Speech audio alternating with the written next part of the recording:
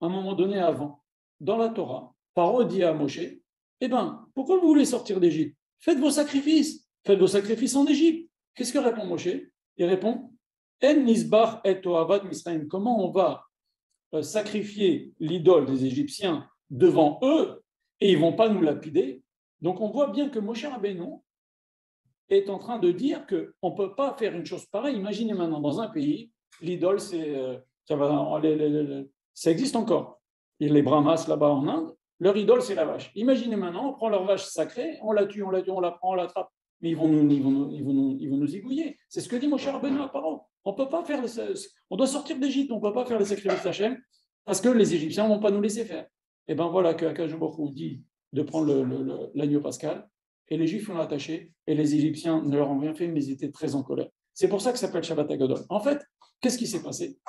C'est que ce Shabbat-là, les Juifs ont montré une Messirut Nefesh. Messirut Nefesh, ça veut dire faire un effort sur soi, sacrifier sa volonté, et donc un risque aussi, même si c'est difficile. C'était très difficile, justement, parce que c'était très difficile.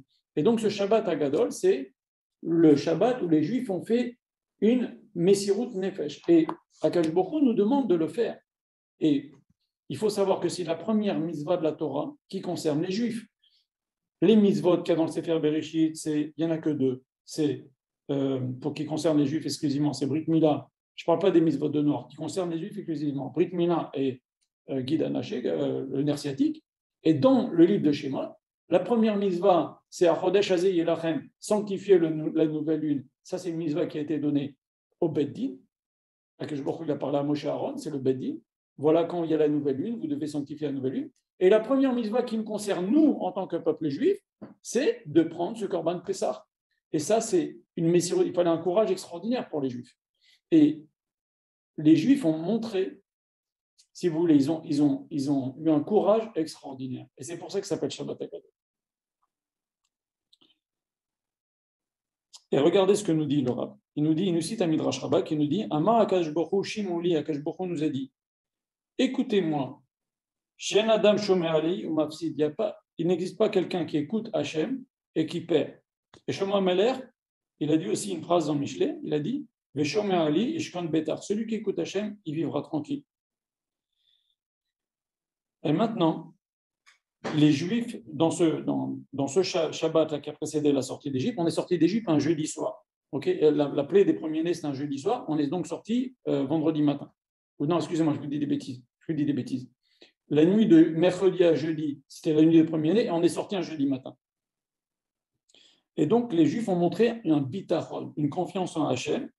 Et pareil, en vérité, et ça aussi, pourquoi on lit à Shabbat? On aurait dû chaque année faire le 10 Nissan, un événement, dire le 10 Nissan Agadol. Pourquoi on dit Shabbat Agadol? Parce qu'en vérité, Shabbat, c'est aussi une Messirut Nefesh. Dans toutes les générations, quand un Juif il se coupe de la semaine, le Shabbat, il se coupe de son travail, il se coupe de son téléphone, il se coupe de sa voiture, etc. Il fait aussi ce que les Juifs ont fait ce Shabbat-là. Il fait ce qu'on appelle Messirut Nefesh. Il fait un travail sur soi, il fait un effort.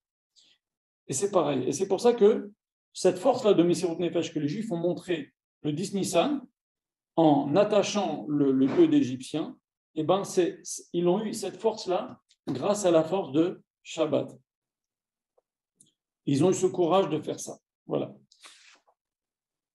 Vous savez que le Shabbat aussi contient le concentré de toute la semaine qui vient.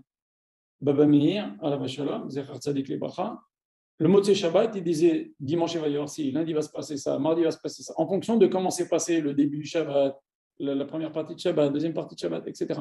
Il voyait un peu comment le Shabbat évoluait, et ça correspond au dimanche. Plus on avançait dans le Shabbat, ça correspond à lundi, ça correspond à mardi.